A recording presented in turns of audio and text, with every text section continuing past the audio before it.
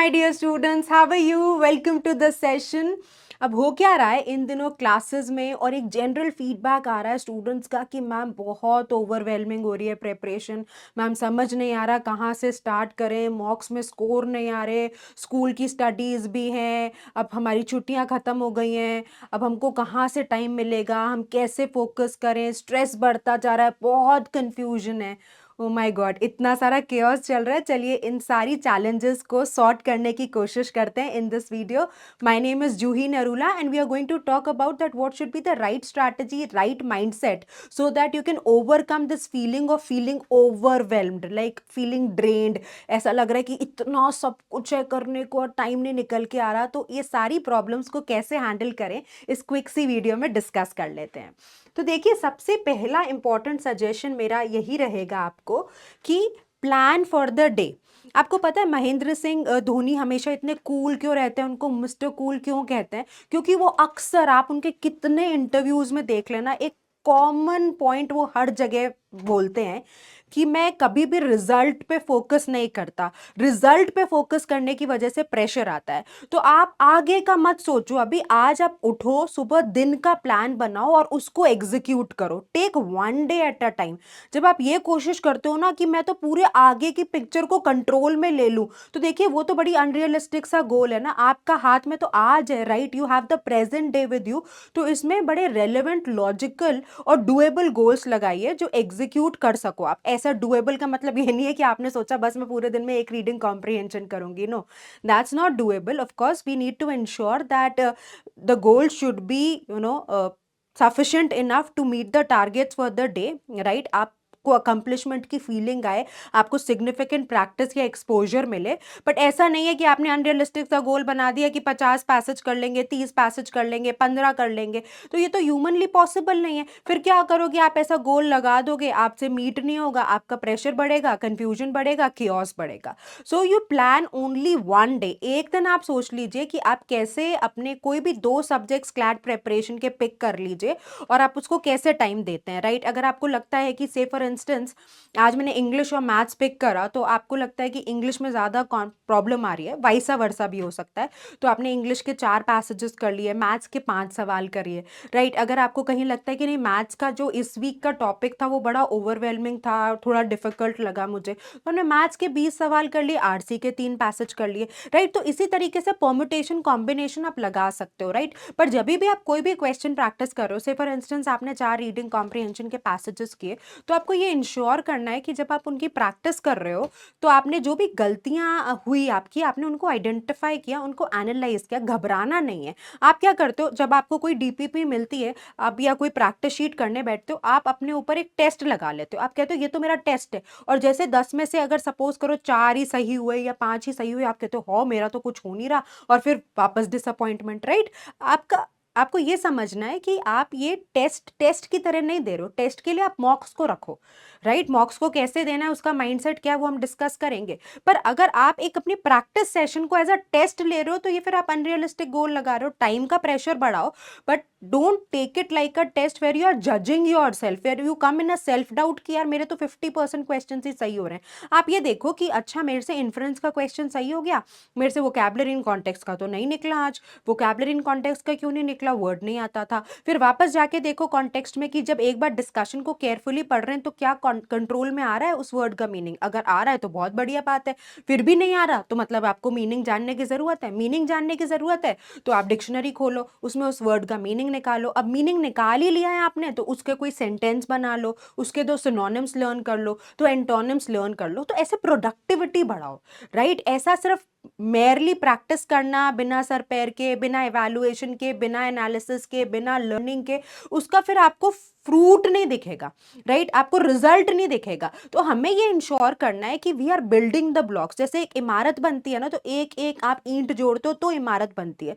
तो आप अपना सपना बना रहे हो, राइट? आप अपना ड्रीम पूरा करने की कोशिश कर रहे हो, where you will be in top NLUs. तो आप ऐसा नहीं कर सकते कि आप क्या करो, आप एक ही एक एक दिन काम नहीं करोगे और आप सोचो मेरा तो महल बन जाएगा। That's not how it's going to happen, right?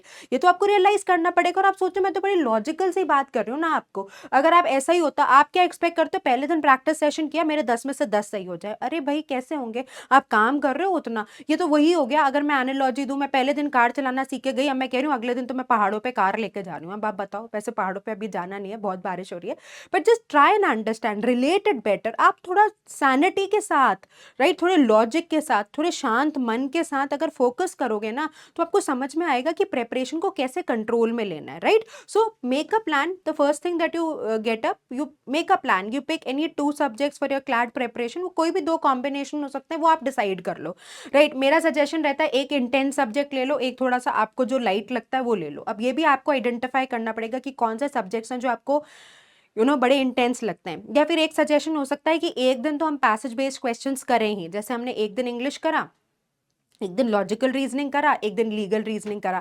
अब पैरेलली आप मैथ्स और करंट अफेयर्स कर सकते हो, या करंट अफेयर्स के लिए आपने सोचा कि हाँ करंट अफेयर्स के लिए तो मुझे आधा घंटा या what ever time you have decided ये देना ही है, इसके बाद जो बचेगा टाइम वो आप डिस्ट्रीब्यूट कर लो बिटवीन इंग्लिश और मैथ्स और between other subjects that you have, right. तो ये आपको लॉजिकली सॉर्ट करना पड़ेगा, but please understand that you have to make a plan and you have to understand that you can not control आगे वाले 4.55 months that you have in your hand, right. तो बड़े एक दिन को अगर आप कंट्रोल में लेने की कोशिश करोगे, हो भी जाएगा, डुएबल टारगेट्स रखोगे, मीट भी हो जाएंगे।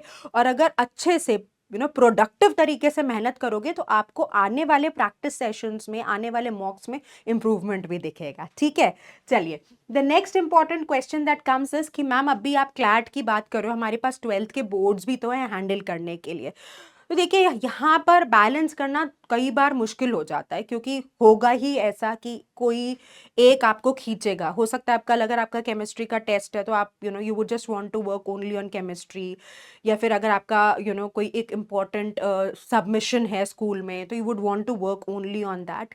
यहाँ पर मैं स्टूडेंट्स को यही कहती हूँ कि अब हो क्या रहा है, अब हमारा एजुकेशन सिस्टम ऐसा क्रिएट हो रहा है कि जो 12th की परसेंटेज है उससे डिपेंडेंसी कम करते जा रहे हैं, है ना। अब आप देखो कि पहले तो दिल्ली यूनिवर्सिटी के कॉलेजेस में एंटर करने के लिए आपको टॉप नॉच परसेंटेज चाहिए होती थी, अब उन्होंने CUET कर दिया, राइट। सिमिलरली अब ऑलमोस्ट 12th के बाद हर जगह ही एंट्रेंस एग्जाम है, आपको एक मिनिमम क्वालिफिकेशन चाहिए। तो आपका जो क्लैट का एग्जाम है तो वो तो फर्स्ट वीक ऑफ दिसंबर में खत्म हो जाएगा, उसके बाद आप ऑलमोस्ट 20 डेज दिसंबर के मान लीजिए, और पूरा जनवरी और पूरा फेब्रुवरी है, राइट। तो अगर आप उस टाइम भी फोकस करोगे ना, you will be able to get good marks for yourself, right. और अभी आपको देखना पड़ेगा कि थोड़ी सी प्रायोरिटी क्लैट की तरफ जाए तो कोई दिक्कत नहीं है, राइट। क्लैट ऑफ कोर्स क्योंकि it is the first exam that you are going to give. अगर ऐसा इमेजिन करिए ना, अगर आपका ये एग्जाम सॉर्ट हो गया तो पूरी आपकी लाइफ सॉर्ट है, you get into the top NLUs, you are sorted for your entire life, है ना। ऐसे इमेजिन करके देखो, अगर आप इस तरह से सोचोगे ना कि यार मेरे को एक ही तो लाइफ में पहला कॉम्पिटिटिव एग्जाम दे रही हूँ इतना बड़ा, और मैं अगर उसी को क्रैक कर लूंगी तो फिर आगे तो कोई एग्जाम देने के लिए बचेगा ही नहीं, राइट। अब आपकी मर्जी है, आगे आपको और कुछ करना चाहते हैं तो then that's a different thing, but otherwise you will be able to take a huge leap for your career.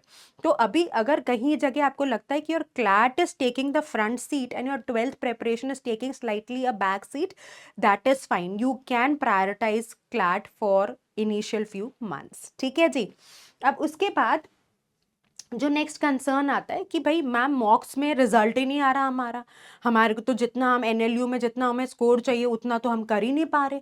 अरे भाई आप ये देखो कि आप पिछले मॉक से बेटर हुए कि नहीं हुए, राइट। आपको ये देखना है कि हाउ आर यू इम्प्रूविंग। आपने एक मॉक दिया, आपने एनालाइज किया कि अच्छा ये तो मेरी 10 सिली मिस्टेक थी, लिख लो ये मैंने 10 क्वेश्चन इस सिली मिस्टेक की वजह से इनकरेक्ट किए।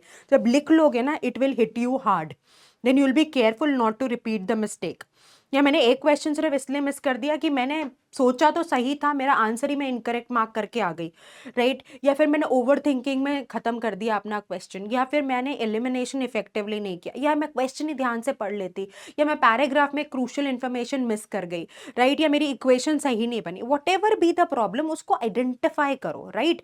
और बैठ जाओ कि अच्छा मैंने अब इस पेपर का एनालिसिस किया, ऐसा कहते हैं एनालाइज टू डेथ, मतलब इतना स्ट्रॉन्ग डिटेल एनालिसिस होना चाहिए आपका कि आपका पूरा ना कच्चा चिट्ठा खुल जाए। तो मैं हमेशा कहती हूँ आप अगर 2 घंटे का पेपर दे रहे हो ना, आप 4 घंटे का एनालिसिस करो, बैठ के करो। ये आपका वीकेंड जरूर लेगा, पर आपको इतनी क्लैरिटी मिलेगी ना कि आने वाले हफ्ते में, आने वाले दिनों में आपको कहाँ फोकस करना है। तो इन उन सारे पॉइंट्स को लिख लो, राइट, और ऑब्जर्व करो, उन पे एनालिसिस करो। अब आपने आइडेंटिफाई किया कि से फॉर इंस्टेंस मेरे को इन्फ्रेंस के क्वेश्चन नहीं होते या रिट्रीवल के क्वेश्चन नहीं होते, तो आप रिट्रीवल के क्वेश्चंस जब भी कर रहे हो प्रैक्टिस पैसेजेस में, आरसीज में, डीपीपीज में, आप उन पे एक्स्ट्रा ध्यान दो। जैसे ही आप थोड़ा सा एक्स्ट्रा फोकस दोगे, क्लैरिटी के साथ काम करोगे, फोकस के साथ काम करोगे, आप देखोगे वो क्वेश्चंस इंप्रूव होते जा रहे हैं। और जैसे इंप्रूव होते जाएंगे आपको क्या होगा, आपका स्कोर भी इंप्रूव होता जाएगा।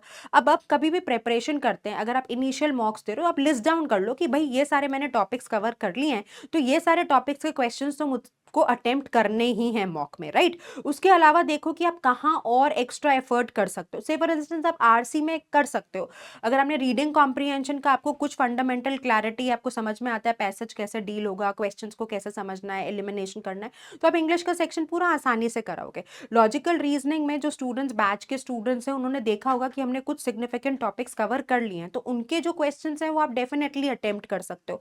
अब क्या होगा, हर हफ्ते आपका कोर्स आगे बढ़ता जाएगा और जो कंटेंट की ओरिजिनल लिस्ट है उसमें ऐड ऑन होता जाएगा, राइट। तो आपको ज्यादा नंबर ऑफ क्वेश्चंस अटेम्प्ट करने का ऐसे ही मौका बढ़ता जाएगा with every passing week, and it is happening in every subject because you are having sessions, you are having classes, तो वो आपकी लिस्ट इंक्रीज होती जाएगी। तो ऐसे ही आपके नंबर ऑफ क्वेश्चंस इंक्रीज होते जाएंगे जो आप अटेम्प्ट कर सकते हो। दूसरा इंपॉर्टेंट बात, अगर आप स्ट्रॉन्ग एनालिसिस कर रहे हो तो जो जो वीक एरियाज हैं वो भी आप मेहनत करके ओवरकम करते जाओगे।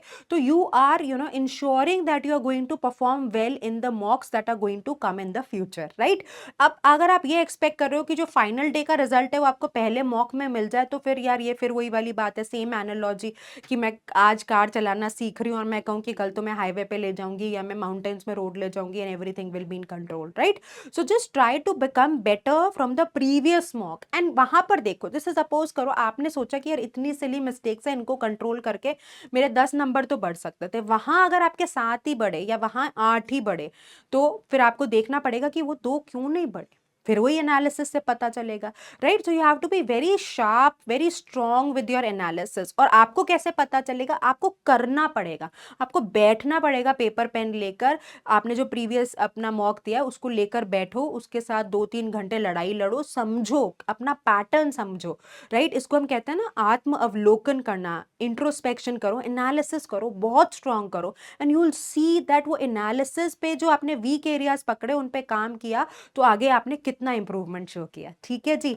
चलिए, और क्या ध्यान रखना है, और ये ध्यान रखना है कि इस time you have to dedicate yourself, right. तो अब ये नहीं है कि मेरे कज़न की शादी है मुझे तो जाना ही है, आज हमारे सोसाइटी का फंक्शन है वो तो अटेंड करना ही है, फ्रेंड की बर्थडे पार्टी है, ओहो घर में एक फैमिली डिनर हो गया, या अब मेरे को ये वाली सीरीज कंप्लीट करनी है, या फिर ओह ये तो एक एक एक नया गेम आया है, मुझे देखना है कि कैसे काम करता है ये। सो अभी के लिए ना मेरे पापा हमेशा मुझे कहते हैं कि जी जान लगा दो, राइट। तो जी जान लगाना is you give everything that you have, right. ये आपके पास कुछ महीने हैं, यहाँ पर आपको इतनी मेहनत करनी है कि आगे चल के आपको ये ना लगे कि यार थोड़ी सी और मेहनत कर लेती या कर लेता तो फिर शायद आज मैं एक बढ़िया एनएलयू में होता, मुझे इस छोटे एनएलयू से सेटल नहीं करना पड़ता, या मेरा रिजल्ट उतना प्रॉमिसिंग नहीं आया जितना मैं एक्सपेक्ट कर रही थी। एक ही मैं बात हमेशा अपने स्टूडेंट्स को कहती हूँ कि अगर आप 10 में से 10 डिजर्व करते हो, आपको लगता है, राइट, किसी और को लगता है कि बात नहीं कर रही, आपको अगर लगता है मैं 10 में से 10 डिजर्व करती थी और आप 10 में से 7 में सेटल हुए ना, ये आपने खुद के साथ चीटिंग करी है ना। एक बार सोच के देखिएगा। मुझे लगता था कि मैं एनएलयू बैंगलोर जा सकती थी, पर मैं वहां नहीं पहुंच पाई और मैं नीचे के एनएलयूज में सेटल कर रही हूँ, वो आपको ना हमेशा परेशान करेगा। So we don't want anything to happen to our rock stars, our students, right. So dedicate yourself, बिल्कुल फॉरगेट अबाउट द वर्ल्ड। कोई आपको कह रहा है कि हाँ जी शर्मा जी का बेटा तो ये कर रहा है, अच्छा उसकी ये रैंक आई, आप कहने दो उनको, आप बस अपनी प्रेपरेशन पे फोकस करो और आप देखोगे कि you will come out with flying colours, ठीक है। चलिए, so please take these suggestions very seriously and put your heart and soul, जी जान लगा दीजिए, खूब मेहनत करिए और आगे बढ़ते रहिए। All the best, take care.